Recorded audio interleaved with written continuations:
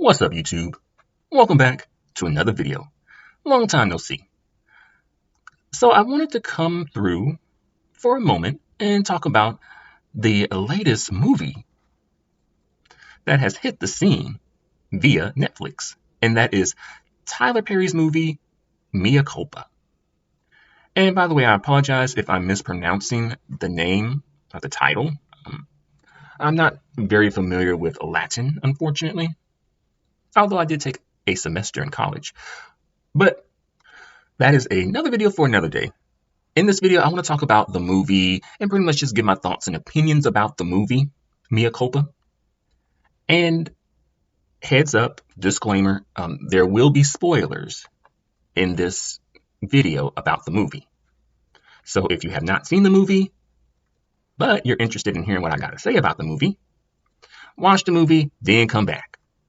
And then we can chat. Okay, so let's get into this. So first, I saw this movie trailer, the movie trailer on YouTube. And I was like, oh, this seems, interesting. Even though in the movie trailer, I did see some acting that was like, oh, so that's acting, huh?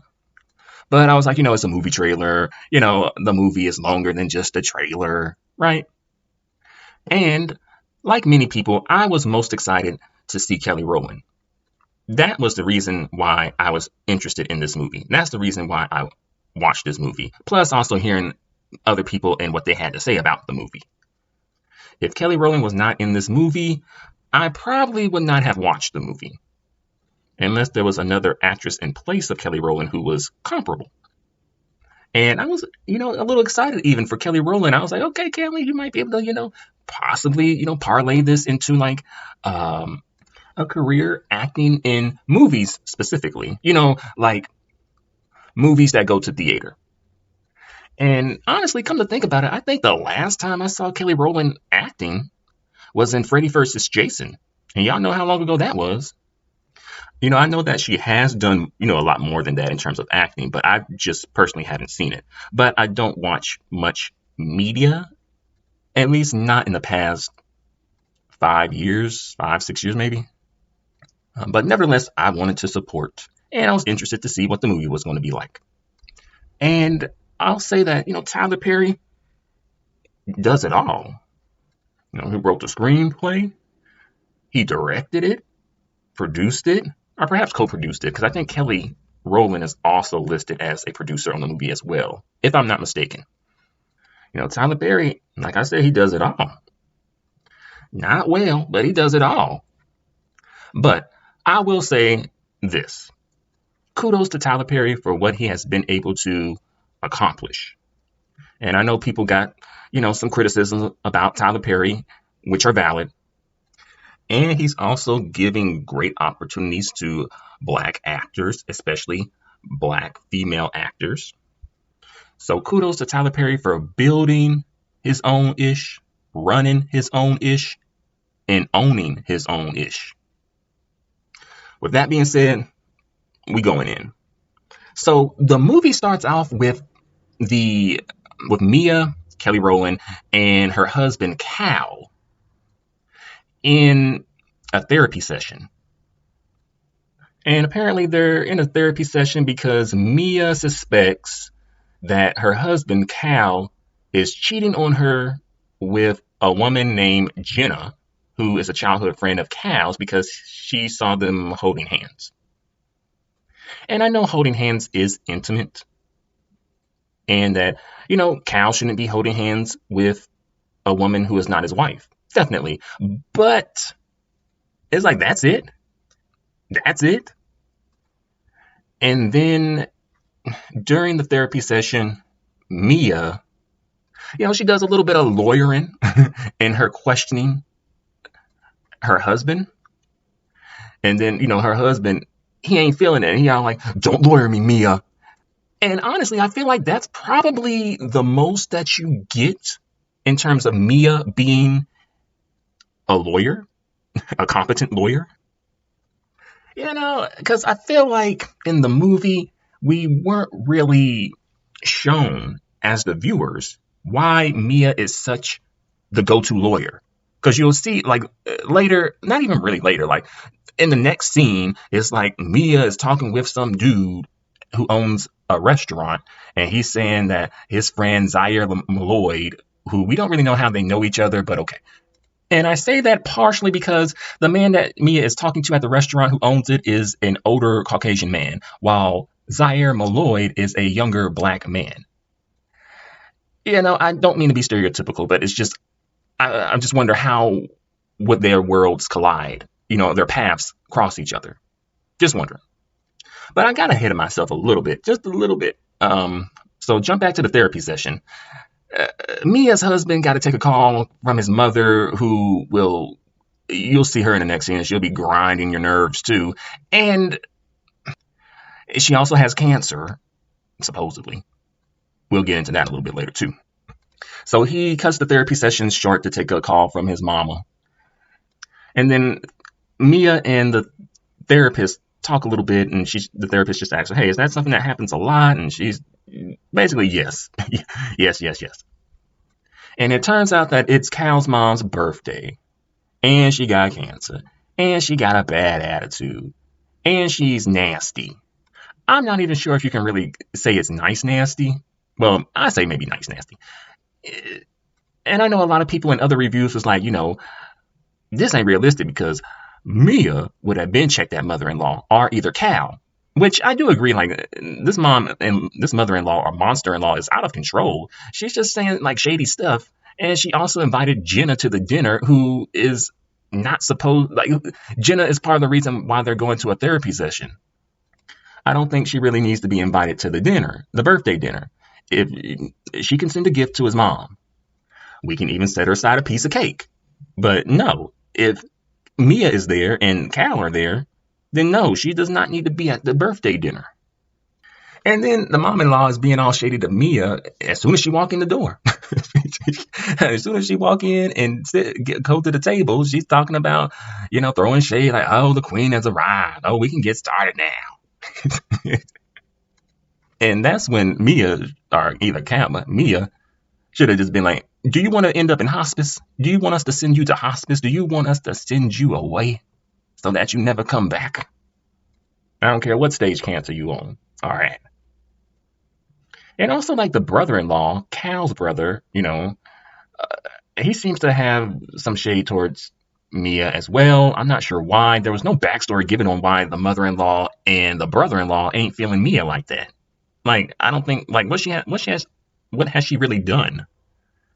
And if she's that bad, well, I guess the mother-in-law is encouraging her son Cal to get with Jenna, which right in front of them too. Like, oh, maybe your next wife, your second wife, show up on time. But let me get past this scene. So cut the next day, and Mia is at the office, and Zaire Malloyd shows up, and he's played by an actor named Trevante Rhodes. And they were supposed to, I believe, have a phone call, but he showed up in person, which I find to be interesting. He showed up in person, which, okay, fine. He wants to perhaps send a message that he is really serious about this because he is being charged with unaliving his girlfriend, and he could face the death penalty for this, which people have been saying on social media that the state of Illinois, and this takes place in Chicago, I believe, but the state of Illinois, it doesn't have the death penalty. That's what I've heard. But perhaps in the Tyler Perry universe or multiverse, it does. Okay. People also said that the state of Illinois does not have district attorneys. It has state attorneys. That'll come up a little bit later. So Mia and Zaire are in her office, and he showed up, and the acting is just very flat to me. The acting from Trevante, and I know y'all like Trevante and think he a great actor, and he a heartthrob, and all that good stuff, and good for you. But the thing is, this is my first time seeing him act. So this is what I'm going on. I'm not saying that he isn't a good actor. I'm not saying that he cannot act. But rather, what I'm saying is, in this movie, his acting just wasn't hitting, in my opinion. And also, I really feel like Kelly Rowland's character Mia and Travante's character Zaire, they were supposed to have some chemistry. And I don't really think that the chemistry translated in the film to the viewers. I just didn't feel it. And, if you're new to my channel, welcome. On my channel, one of the things that we talk about is, colorism. And to put a colorism perspective on it, I understand, people, especially Black women, being happy to see, two, darker skinned Black people, male and female, together in like a love story, a love scene. I understand that. And I'm not trying to take that away, but I'm just saying this wasn't it. Sorry, this just wasn't it.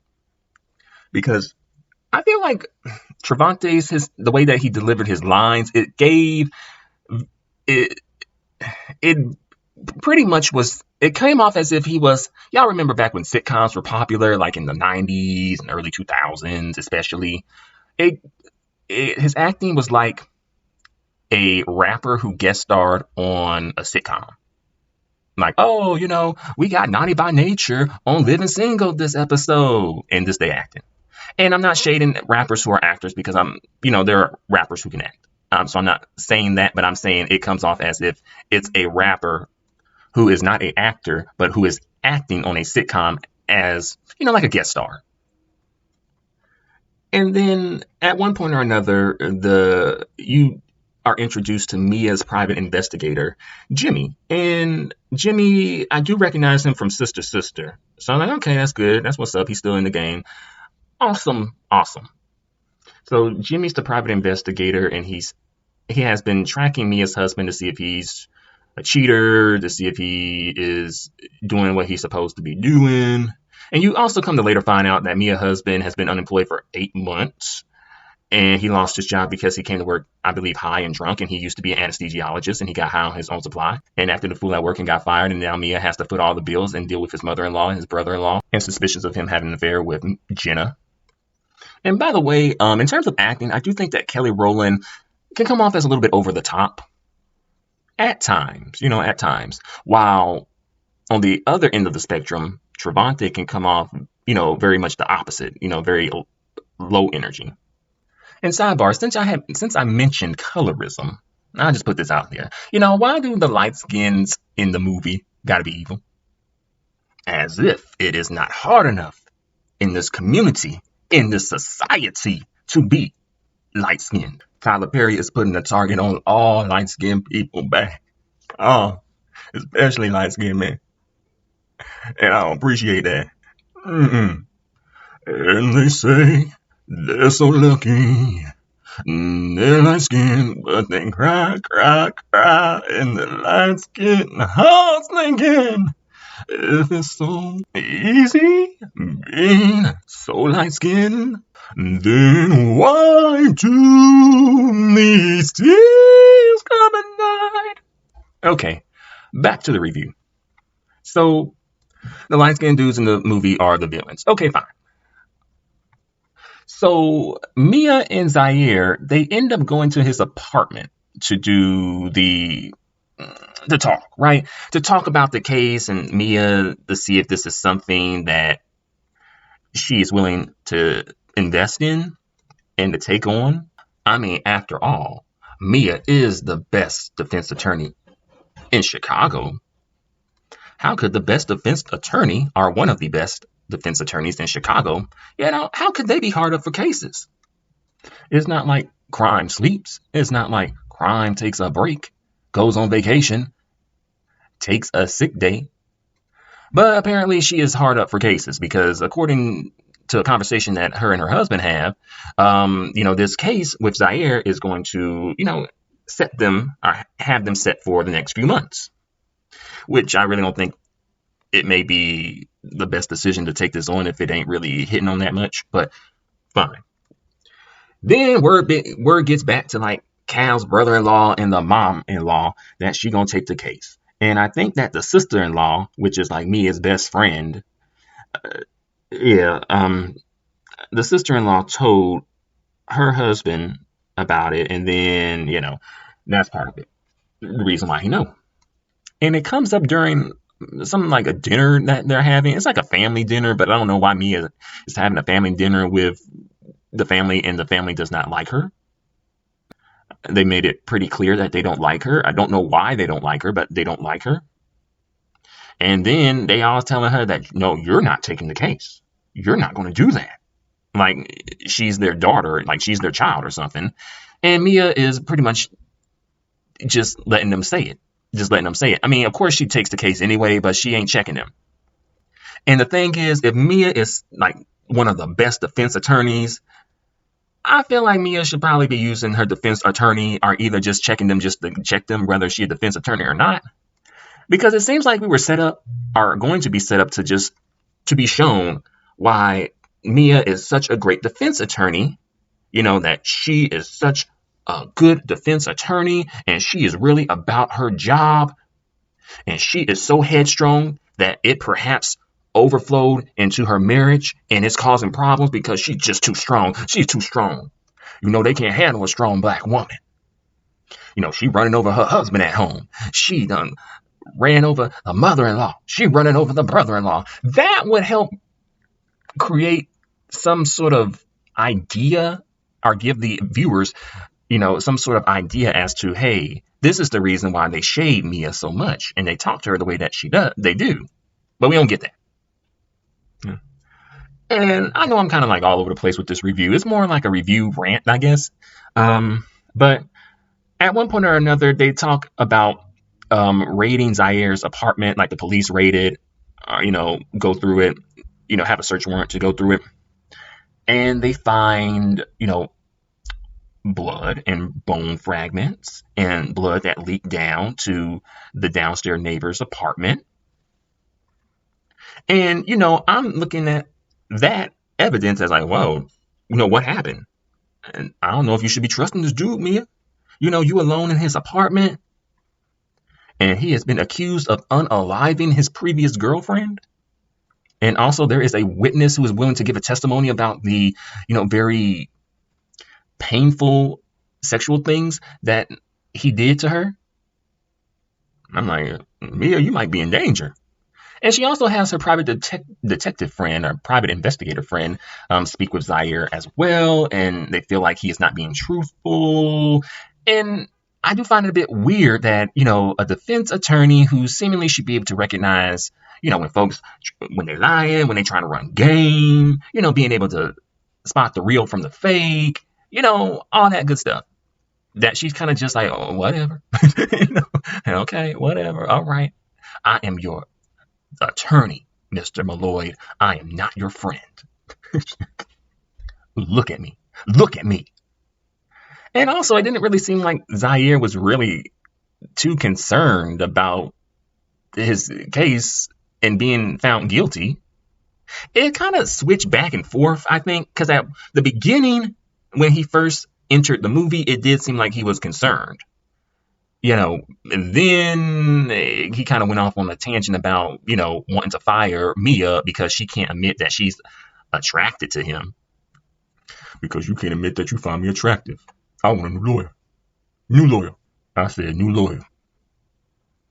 And, Mia was like, okay, fine, but no one's going to be able to help you out in a month. Basically. And then she seemingly leaves, but then she comes back because the dude from the restaurant, that, random Caucasian restaurant owner called her saying that his friend Zaire Malloy, he needs help with this case. And Mia is like, well, I tried, blah, blah, blah. And then he like, try again, basically. And it's like, well, what is Mia's relationship with this restaurant owner to a point where he feels that comfortable and entitled? Did he do her some sort of a big favor? And then he's like, hey, I really need you to come through. And it's like she's trying to come through, but the dude is acting like he's more concerned with getting off than actually getting off the charges.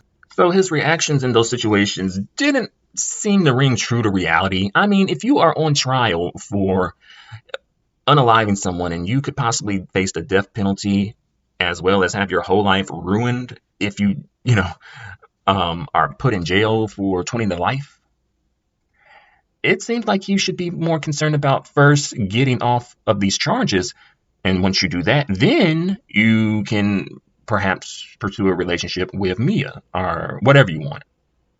So in that situation, I feel like maybe it should have worked out where Mia and Zaire kind of slowly maybe end up unintentionally perhaps falling in love over the course of spending time together. You know? Also, another scene that comes to mind is that painting scene where it's like, oh, paint blue, paint the waves blue. Okay, now paint red. What you see? You see blue. Why you see blue? Yeah, that scene. And someone brought this up in their review, and I agree with it. I think what they were trying to go for in that scene was that iconic scene in the movie Ghost with Patrick Swayze and Demi Moore where they're like working on the pottery together. I think they were trying to go for that, but it fell flat. And then there was a scene where, because Mia would not admit that she is just so attracted to Zaire and she just can't help herself, because she wouldn't admit that, Zaire gets upset, and then he and Mia leave his apartment, and he said he's going out to a party, but the party is downstairs. And the party is it's a lot of things, but for one, it's really random, because this is not just a regular, the neighbors are just getting together and having a nice, night in with each other, playing charades, Pictionary, Twister on the floor. I mean, they twisting, but they ain't twisting like Twister. They twisting on some other stuff. So Mia follows Zaire down to this kind of like basement level or lower level area that's very red. And it gives the type of red like, oh, this is like, am I in the place where bad people go when they die? But so that's how the lighting looked. Very much like, whoa, I'm in HE double hockey sticks. But also it's like this like orgy sex party down there. And it's random. That's the thing. It's random. It just comes out of nowhere. It's like, okay, where did this come from? And to me, I really feel like they didn't even have to do a lot, but they should have just hinted every now and then, maybe once or twice. It should have been, the neighbor saying, hey, Zaire, how are you doing? Are you going to come down to the party tonight? Oh, no, not tonight. Maybe next time. Oh, I'm busy. And then it's like, okay, I'm finally going to the party. And like, Mia's like, oh, it's a party. Okay, well, let's see what this is about. Oh, this is a different type of party. And then that random dude who come up to Mia and say, you want a duck? I got some X. And duck in quotes. And then Mia get out of there. She's like, it's too much for me. And then I forget when. I'm not sure when this happens, but then we get to a point where Mia is like at Zaire's apartment again, and he has his like next door neighbor there, and his next door neighbor is topless, if not totally nude. And then when Mia is on her way out, then the next door neighbor, starts to perform on Zaire. Right then and there. Sloppy toppy. But to the neighbor's credit, she was willing to share. She just asked Zaire, she was going to be a third. And Mia, she wasn't interested in being a third. However, she was interested in sloppy seconds. But before Mia gets the sloppy seconds, she gets a text from her private investigator friend, and he sent her some information, really just a photo of her husband and Jenna going into a hotel room. But it wasn't what it looked like. It was like, for some reason, the family had to go to a hotel room because the mother-in-law who got cancer but really don't got cancer, as we'll later learn in the movie, she was feeling sick. Supposedly, which is strange because she really don't got cancer. So why are you really feeling sick enough to have to go to a hotel room to be close to a hospital? Maybe I'm misunderstanding that. If someone understands that, and could you please just let me know in the comment section below. But when Mia sees that photo, she's like, oh no. Well, there's only one thing to do now. Revenge duck, quote unquote. So she's going to participate and engage in revenge ducking. Instead of, since they're at the hotel right then and now, she could just get an Uber or a Lyft or a taxi and just pull up at the hotel. She know the room number. She could have pulled up and, confronted them and blew their whole spot up. But instead, she goes back up to Zaire's place while he is still engaging with his next door neighbor. At this point, Mia walks in on the next door neighbor riding out on Zaire. And then Zaire, he's like, hey, you got to get up now because Mia wants some. And, the next door neighbor, she don't fuss. She don't argue. She just go. To the point where I'm like, is this a next door neighbor or like a concubine? So then Mia and Zaire start to engage. But then Mia was like, no, and a lot of people have been bringing this up, but there was like, they felt like it was a bit nasty, and unsanitary and unhygienic because, Mia came in on Zaire and the next door neighbor while they were in the middle of it. And then they stop and then Mia and him start. And people, especially women, were like, what about like a bath or a shower, or, like washing, like, because of like the juices that are on him. I think it probably would have been a good scene for them to maybe do like a shower scene together or perhaps a bath scene, them taking a nice bubble bath together maybe. But I guess maybe they want to try that for maybe later, but they never did that later. But, perhaps a shower scene or a bathtub scene of them bathing together. But they end up going for a bike ride on Zaire's bike, which I guess Kelly now wants to ride on because at one point she was like, no, that's dangerous. But now she's like a woman who is throwing caution to the wind. I live dangerously now. Why? Because that's what Tyler Perry wrote in his script.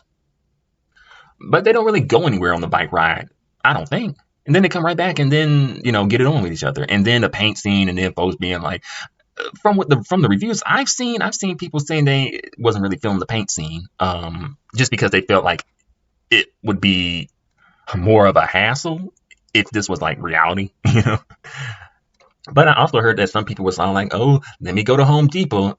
I strongly suggest you not go to Home Depot and buy some paint and try to reenact the scene. I strongly suggest that you not do that, especially if you are a woman. Your pH level and gynecologist will thank you very much. Then the next day, Mia sees her face in the painting that Zaire made, and she's like, yeah.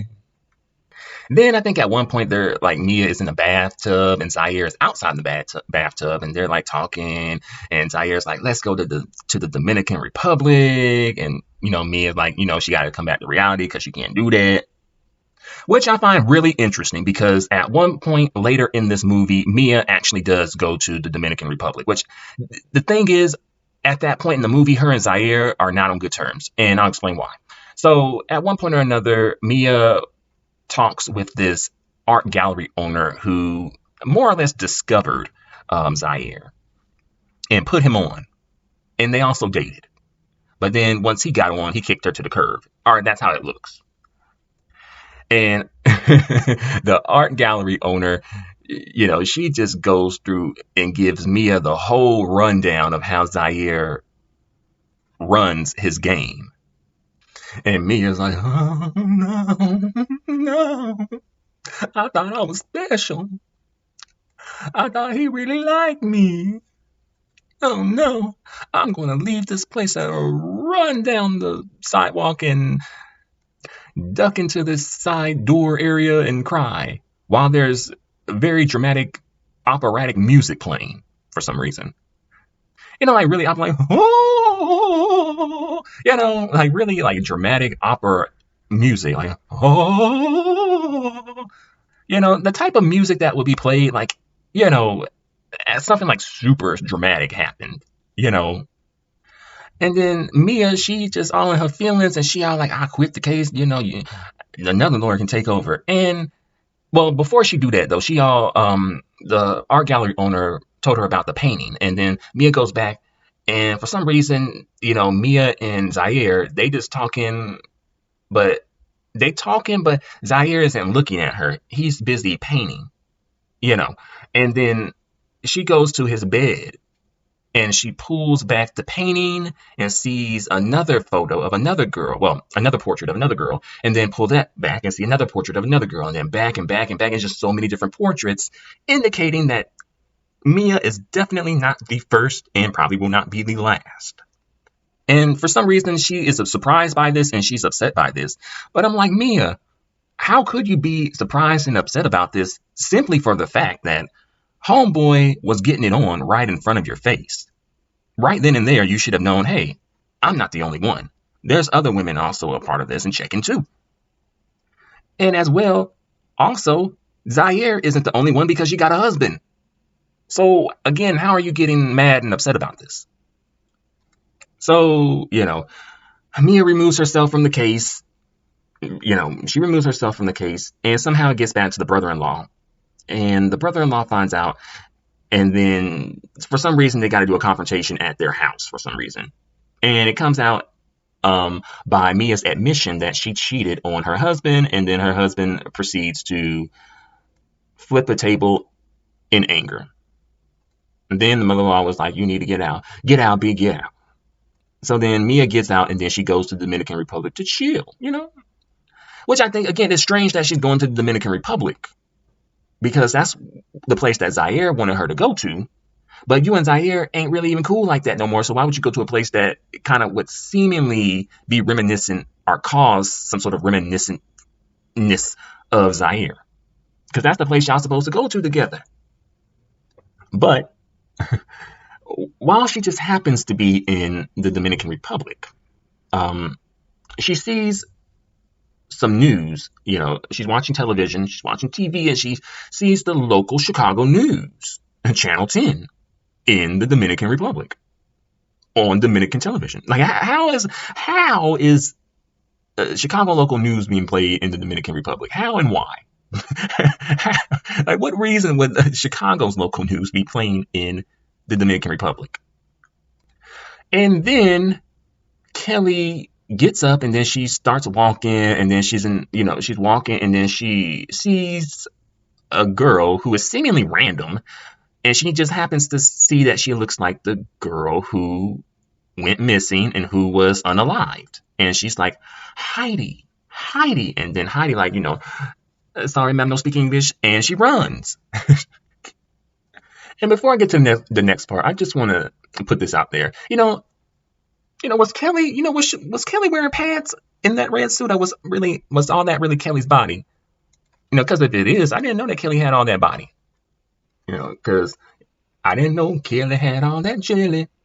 I didn't know she had all that jelly. I didn't know Kelly's body was that rainbow delicious for you, baby. But back to the story, though. So, okay. At this point, Mia is running after Heidi in the Dominican Republic at a resort, which, it's like, oh, it's so random. That's the thing. It's very random. It's like, how? You just happen to run across her at this point in time, right here, right there, right now. There was no setup for that. Like, heck, she could have ran across her at Big Lots, at McDonald's. And, if this could happen, then, it just seems like, how? Just very random. And she, chases after Heidi, and Heidi sprays her and takes her phone. And that's all you hear about Heidi. That is all you hear. Heidi goes back to hiding because you don't hear about Heidi no more in this movie. And the thing is, people were saying, hey, Heidi, it seems like her skull is perfectly intact. And it does, considering that they found bone fragments of her skull, or skull fragments. And also, it's like, if you're doing all this, and they also mentioned in the movie that there was like a $3 million life insurance policy taken out on her. So it's like, okay, you're doing all this, but you're working at a resort as a maid. Really? Because I'm thinking if she's doing all this, she should have gotten a payoff. So once Kelly finds out about this, she gets another phone, somehow, some way in the Dominican Republic. And then she calls her brother-in-law, who's the DA or assistant DA for some reason. She reaches out to him, and he's like, okay, all right, I'll send one of my guys out there. And then she had mentioned that she was trying to get help from the Dominican police force, but there were no help. Maybe because Kelly doesn't speak Spanish. Well, Mia. Sorry about that. Mia doesn't speak Spanish, and they probably don't speak English. So that's probably it. But, then she goes back home to the United States, and then she goes to her brother-in-law's house, which is very secluded. And it's like, this place is like super secluded. And it's like, okay, like, this looked like a place where you can get got. But okay, whatever. So Mia goes into the house and she all like, hello. And they all looking kind of like weird, I guess. And then Mia gets a call and it's from her private investigator. And her private investigator says that, you know, Cal's mother really doesn't have cancer. And then, for some reason, Mia goes into this particular room in their house that's red. The same shade of red that's in the sex orgy dungeon party place that Zaire went to. But in this place, she sees a portrait of the sister-in-law, Charlize. And it was the portrait in the style of what Zaire does, indicating that Zaire had an affair with the sister-in-law, too. But my thing is, okay, that's possible, but why was her portrait not with everybody else's portrait?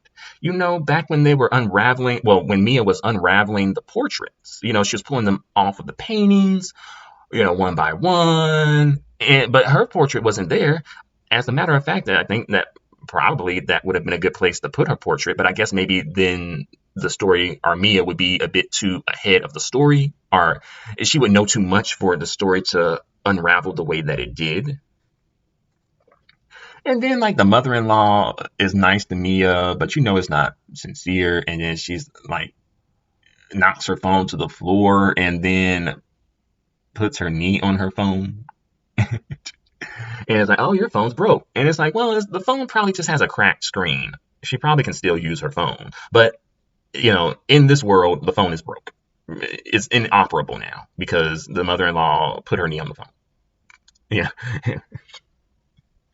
And then everyone's in the kitchen acting weird. And then I forget how it happens because I only seen this movie once. I didn't want to see it again. But somehow, some way, they end up telling the sister-in-law to unalive Mia. And also they talk about, how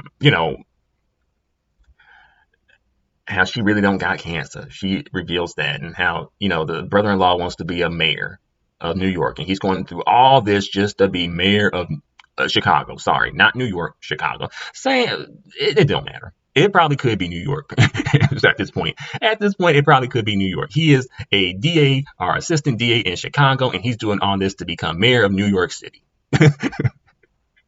So, everybody start tussling, and it's like slice, slice, slice, slice, slice, slice, And then Mia tries to get out, and she all like, come on, Charlize, we leaving. And then Charlize like, okay. And then mother-in-law come back behind Charlize and slice and dice her. And then somehow Mia gets out of the house. The door was like set up in a way that made it difficult for her to just leave. But she got out, and now it turns into some outtakes from the movie Get Out. And, Mia trying to get out, and she's driving, and the mother-in-law jumps on the hood of the car, like, whoa, whoa. But before that, then the brother-in-law comes up, and he's trying to choke her out, and he, like, jumping into the car with her, and then somehow she gets him off. And then the mother-in-law is, like, for some reason, holding on to the hood of the car. And then for some reason, Mia crashes the car because I guess she's too distracted by the mother-in-law on the hood of the car. And she crashes into a tree for some reason, and the mother-in-law goes flying. So I guess we won't be needing hospice anymore for you, fake cancer lady. So then Mia's like on the highway, well, not the highway, but like on a road, and she waving to the person, the car, and it happens to be her husband. So, initially she's like, oh my goodness, they trying to unalive me. Oh, really? I'm going to call 911. So, because her husband called 911. And then it's like, okay, this is our address. And then they're going back to the house, and she all like, no. And then 911 call again. They call back. And then it's like, oh, okay. And there's like a weird conversation with 911. But Mia, she does the smartest thing she has done in this whole entire film, and that is put the phone on Bluetooth speaker. So she gets to hear what's being said, and it turns out it's the brother-in-law saying, bring Mia back. She knows. And then at this point, Mia seemingly looks like she has given up versus just getting out of the car. But she seemingly has given up. And then they get into a bit of a verbal back and forth where it's like, oh, you ain't no real man. And she wanted to know what it like to be with a real man. And then he got pissed off and then he went oops upside her head. But then Mia gets the brilliant idea, or a brilliant idea, when she sees a freight truck coming down the road. And she's like, oh, you gonna hit me? Okay. And then she slowly unbuckles his seatbelt.